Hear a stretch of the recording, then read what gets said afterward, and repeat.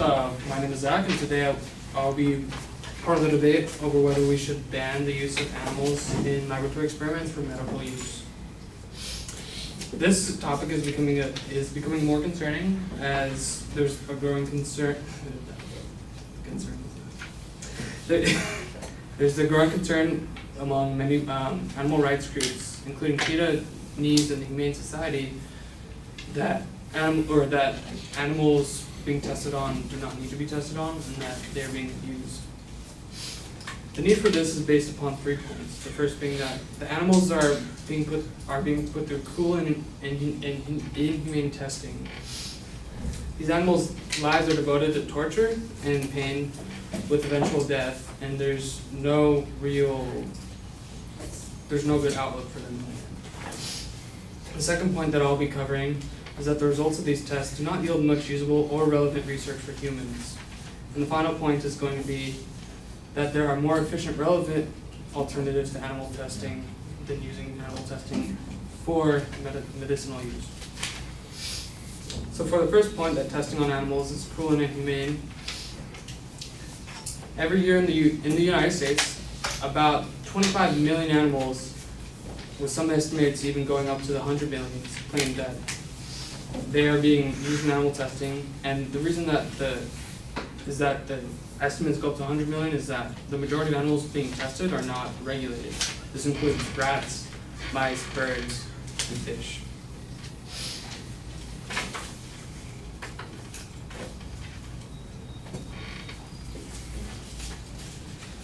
There are two main tests that are put on animals that are cool. The first one being the Draize test, and this, I'm not sure if you've seen it or not. It's used on rabbits, and it's used to test irritation from chemicals that are used, let's say lotion for medicinal use, or eye drops.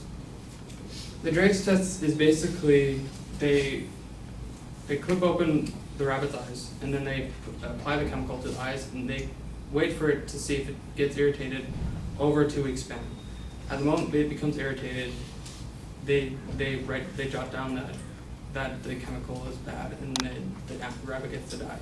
And then all the rabbits are either going to go blind or going to have serious health effects, and they're no longer useful in laboratory use, and they get put to death anyways.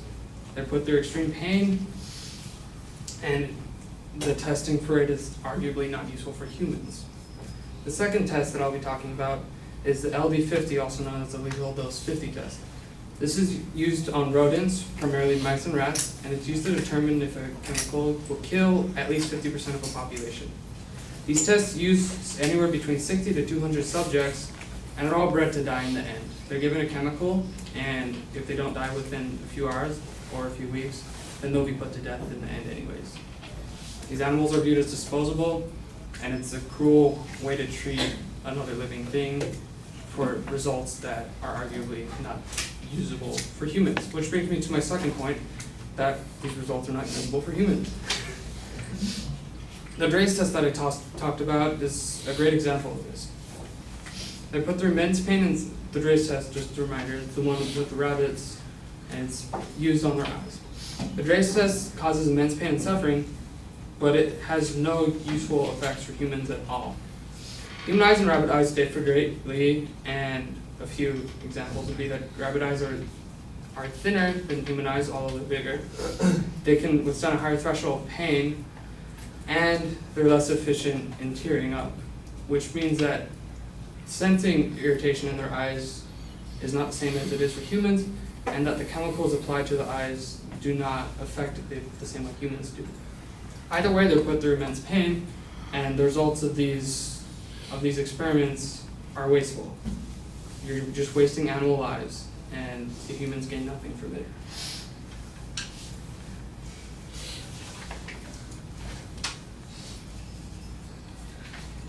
This brings me to my third point, and that there are more efficient and relevant alternatives to animal testing that will give us better results and be more cost efficient. A few of these include in vitro, which is also known as test tube experimentation. Then we have stem cell research, microdosing, and computer simulation, among others. I'm going to be focusing on in vitro testing. In vitro testing uses human cells and tissues that are grown in a lab. So let's say you're trying to test for skin irritation. You'd grow the skin tissue in the lab and then apply whatever chemical you need to the skin, and it'd be human skin because it's made from human cells rather than animal cells. This makes the results directly related to humans, and it gives us results that we know will work or not work on humans. Because we don't need to take care of animals, we don't have to worry about housing them, feeding them, and we also don't have to worry about killing them.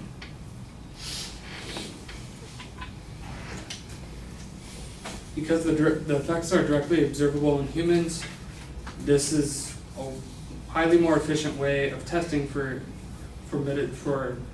possible This is a highly more efficient way for testing for possible medicines on humans while reducing cost as well as time, because now we don't need to raise them.